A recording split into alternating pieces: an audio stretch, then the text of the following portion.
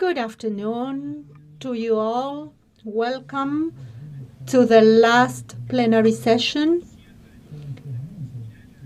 This will be the closing ceremony for the 23rd International Service Learning Conference, the first one held fully virtually.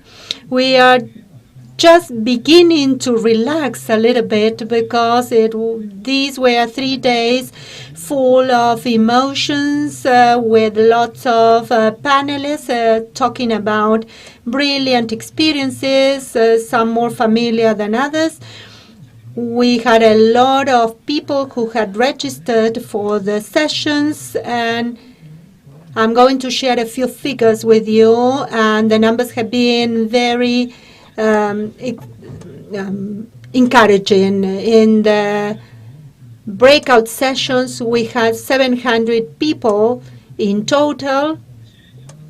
Yesterday we had 700, and today we had around 600. So we are extremely thankful to those of you who connected on time to participate in those sessions, in the plenary sessions that were broadcast through live streaming on YouTube, in which we had interpretation into English and Portuguese. We had a large turnout. On Wednesday, the opening ceremony led by Nieves has more than 3,000 views as of today, and the other plenary sessions are also hitting the 1,000 mark of views. So we are extremely happy to be able to reach out to so many people. For those of you who have joined us in previous conferences, you know that usually we gather 600, 700 people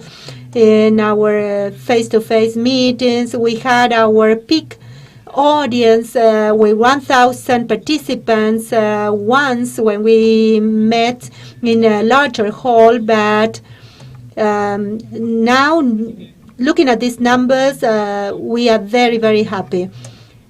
Let me thank you all for joining us for this session and for joining us in the previous sessions. I want to thank all the panelists who made theoretical presentations or who share their experiences, those of you who took a long time to put together your presentations, those of you in the Northern Hemisphere who are in the summer break, those of you who devoted time at home or in your offices to get ready for this conference. A couple of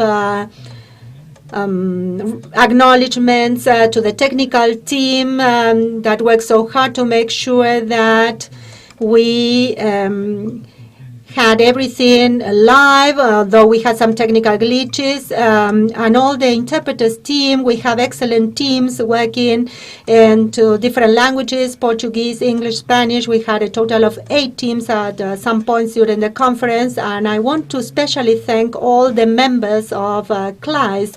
I'm going to show a few faces of the staff of CLAYSS because we cannot have them all together here, but the 7 faces that you will see here represent the huge CLAYSS team that works throughout the year to make sure that all these projects can be successfully carried out, that all the schools and organizations have the necessary support. We have those who are involved directly with projects, those who teach and train, those who provide support to virtual trainings, and the volunteers that help us in so many places. So a huge thank you to all of you.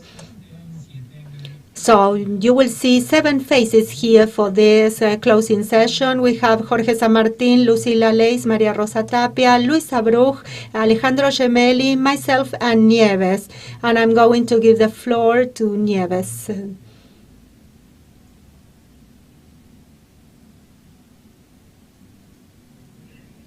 Thank you, Kike. I would like to thank you all for being with us. I'm going to give the floor to each of the members of the coordinating team in CLAYSS and also our colleagues from the CLAYSS office in Uruguay, and our president, Jorge San Martin.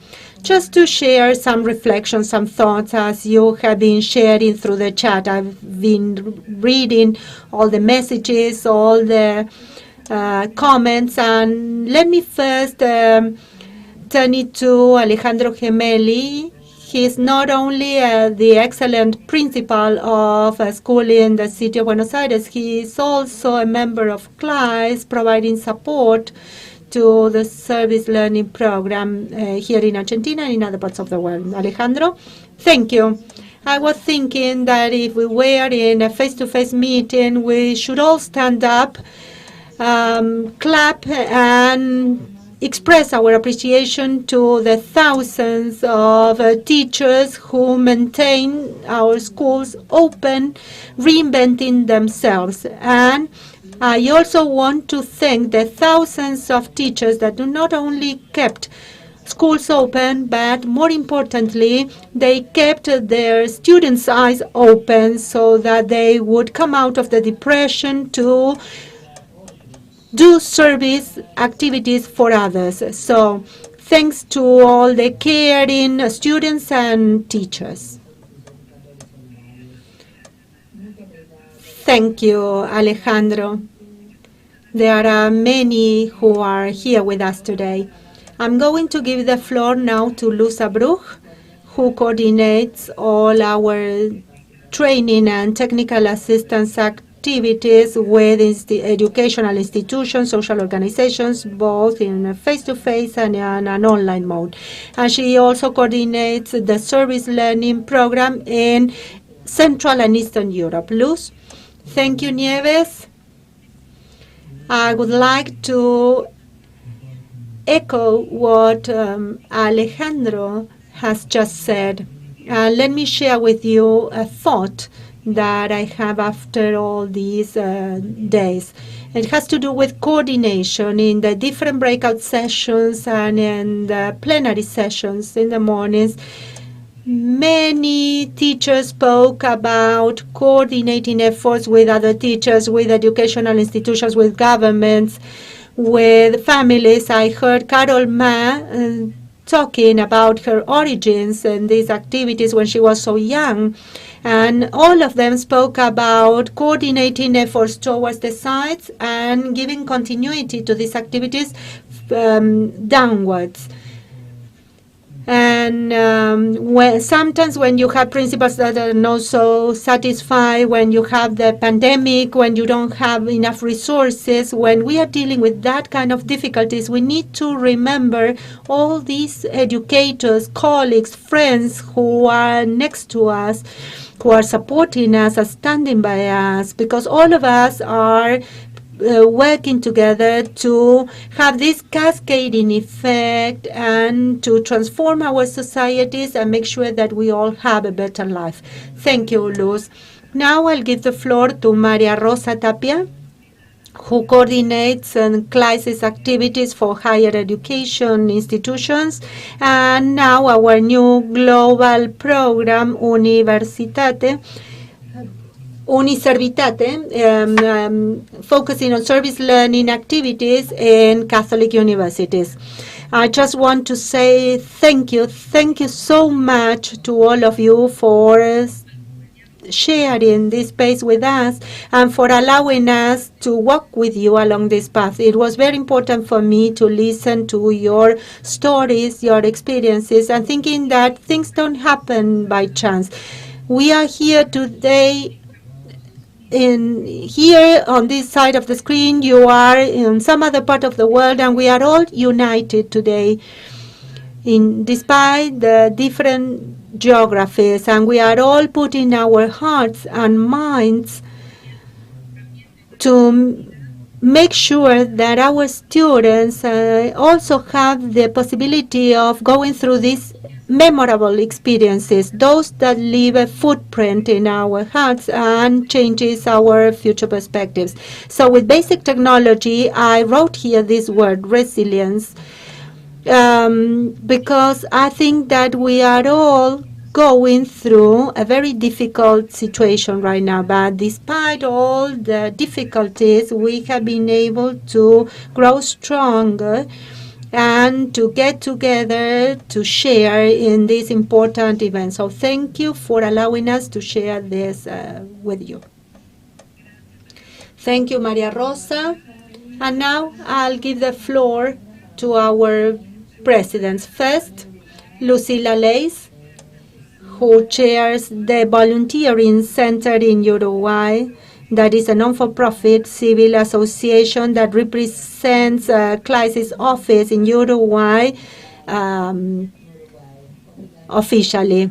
Thank you, Nieves. I can speak about pride, emotion. I'm so overwhelmed that I will try to be as brief as possible, and I will try to represent properly the position that I'm at today. I want to thank all the educators, the colleagues, young children, students from Uruguay that had been supporting service learning activities in different institutions, all the civil society organizations and the state-run organizations. This is a different closing ceremony. I've been in these conferences for 20 years because we usually have a closing session with the presence of youth, who are the ones who have made us cry many times and the true leaders of service learning. I think that has left us with a lot of actions, memorable actions, and it was that inspired us to be here in this same place today. Yesterday, I woke up thinking about a big toast with glasses with lots of bubbles. I have seen those bubbles coming out for the last 20 years, representing all our experiences throughout the years in these conferences, all the changes that we have gone through. The conferences held by CLAYSS are quite different from other academic events. This is not just a space for refresher training or for getting updated information. It is a gathering space for the community within the framework of service learning. It is a space that has grown over the years and where we see a huge exchange of experiences, horizontal exchange of experiences at all levels.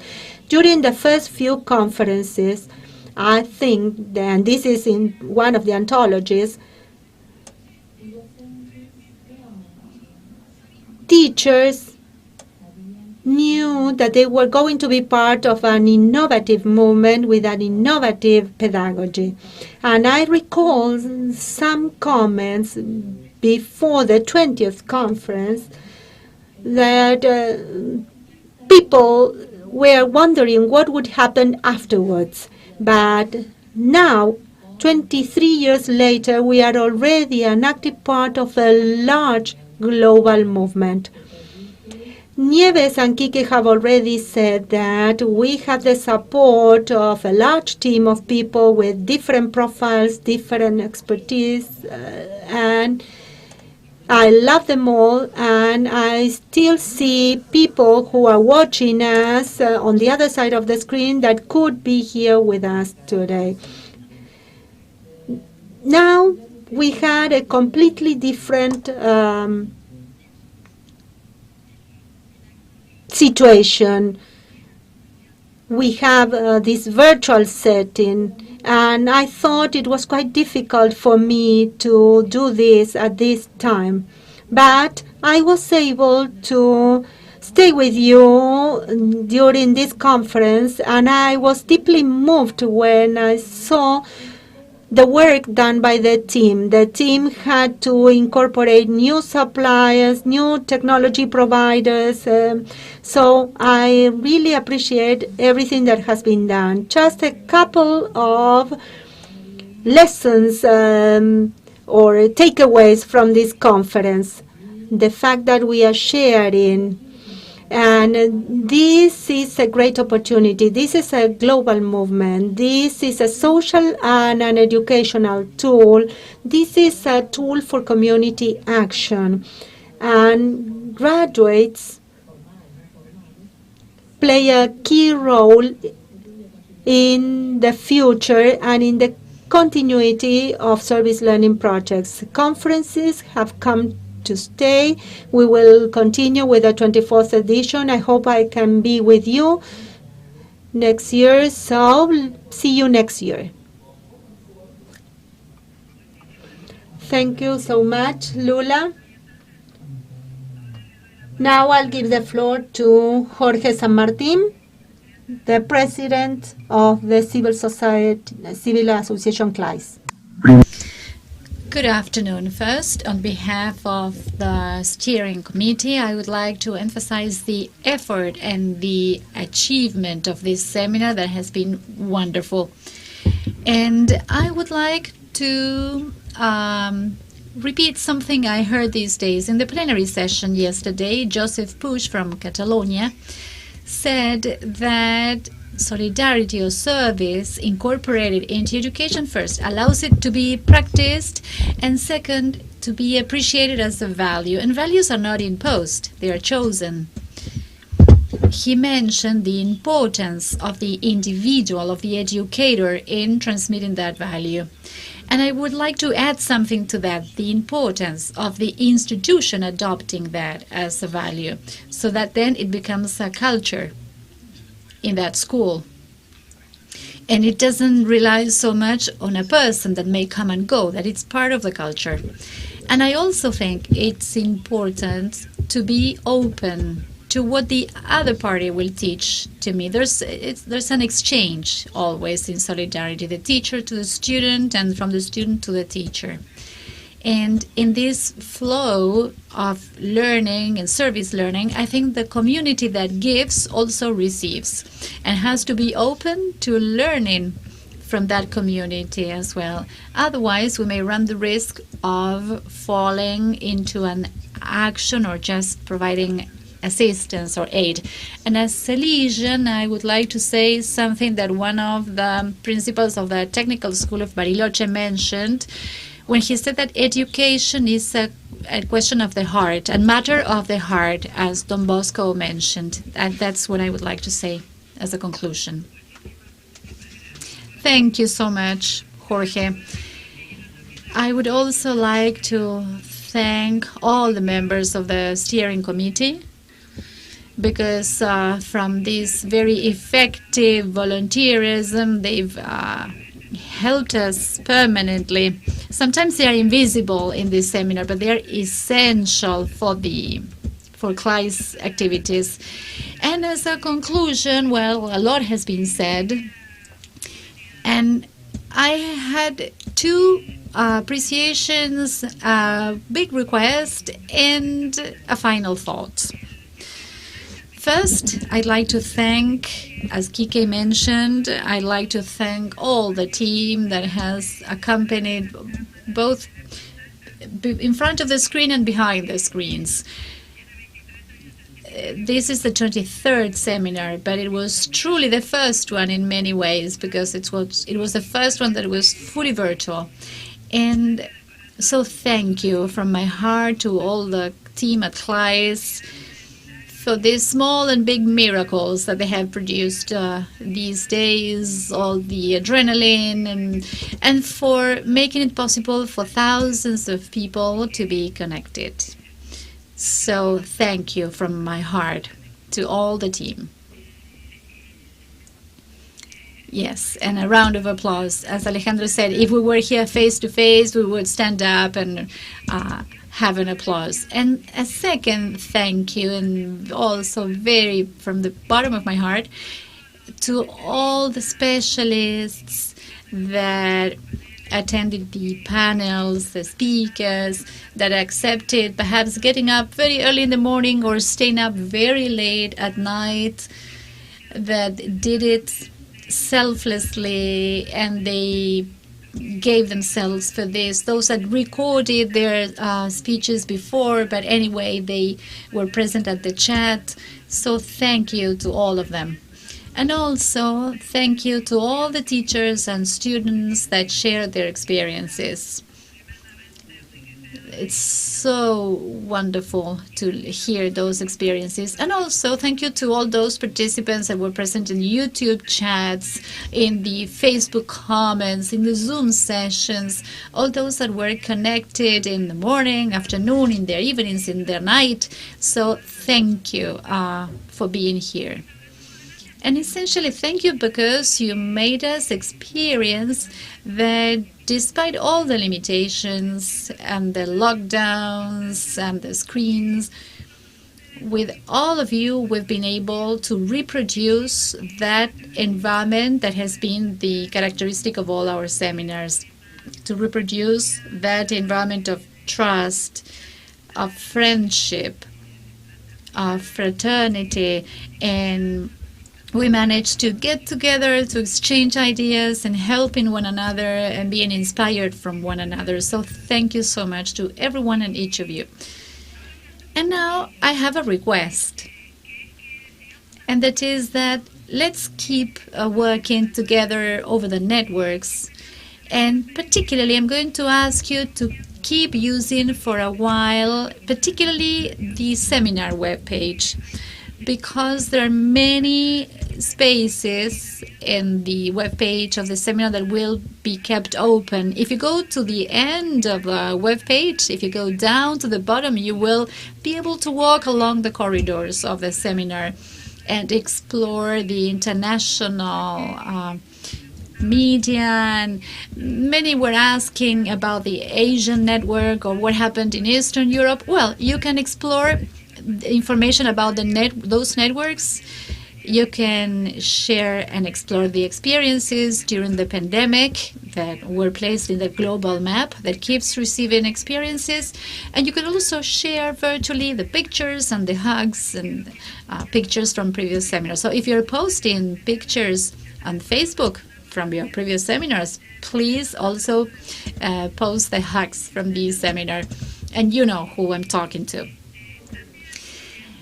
And in the webpage of the seminar, there's a section that I think is very important for the day after that starts when we finish this session. It's called Actions. And there we invite you to do 3 things. To keep sharing your experiences. We invite you to write. And this is not just for academics. I want to invite very particularly the teachers that have wonderful experiences. Take your time and write your experiences there. The Ibero-American Service Learning Network has a journal, Read Us, the Ibero-American Service Learning Journal, that receives academic articles and papers, but also experiences, good practices. And I think that the experience of this seminar and how rich it is to listen to what others are doing, well, we can multiply that and disseminate that if we put them in writing. We are an educational innovation, very powerful, but we need to develop our visibility. We need to start knocking at the doors of academia so that the academic world, public officials, the media are aware of this silent revolution that is going on. And for that, we have all these spaces and the media and the Ibero-American Journal. In the part of actions, you will find a button that is very important for us that says donate. So you know that this seminar has been free for 23 years now, and it's still free, but that implies a lot of effort from a lot of people, that obtains donors, that offers their volunteer work.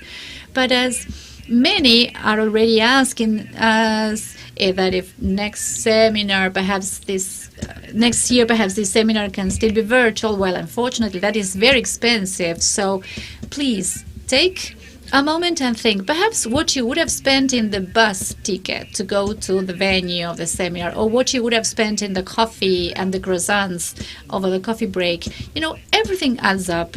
Everything helps. And Juan Carr from the Solidarity Network says sometimes it's more effective and it gives you more freedom. Instead of trying to find a big donor, a powerful donor that imposes a lot of conditions, it's better if we all just donate a coin.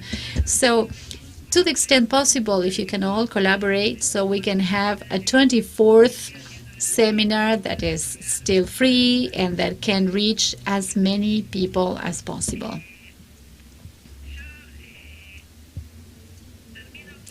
And I will finish with my final thought.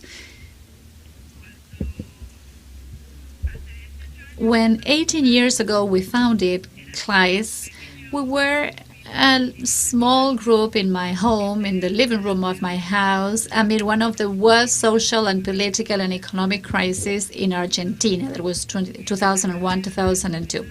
In February 2002, full of demonstrations in the streets, one of the things that we repeated to ourselves, with resilience also, as María Rosa said, was that each crisis is an opportunity. And the truth is that this crisis of the pandemic has been a very painful crisis. As Alejandro said, it has challenged us, all educators, very hard. But we should say that for this seminar, this was also an opportunity.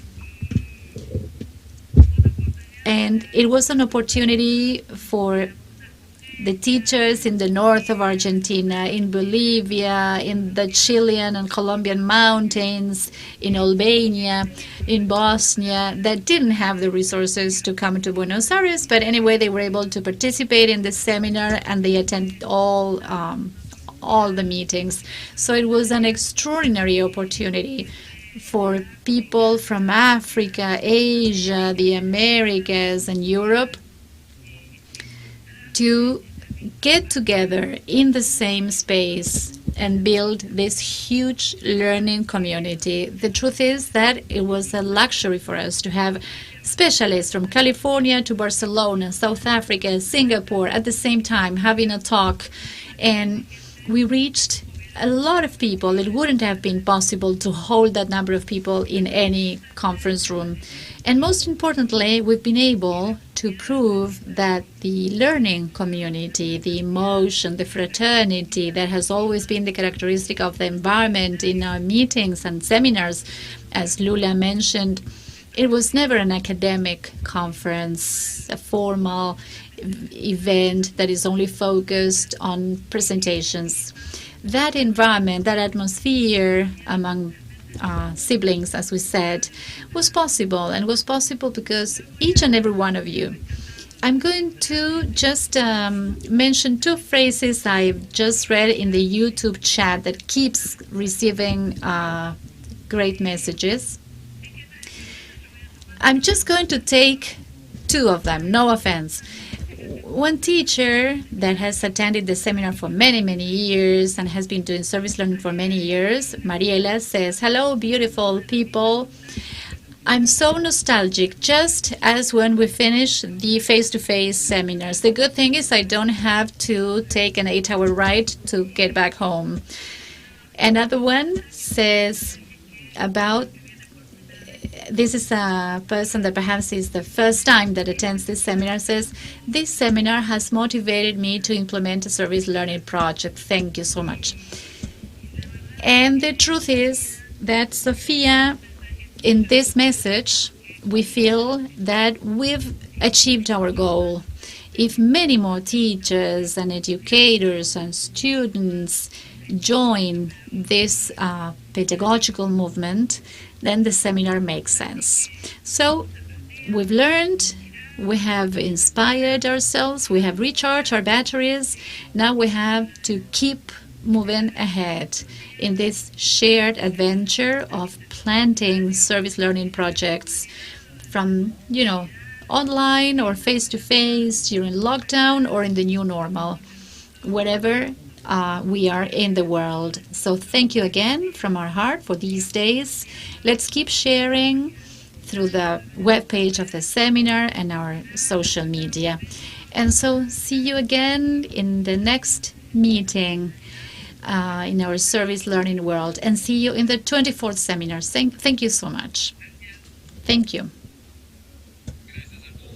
Thank you all.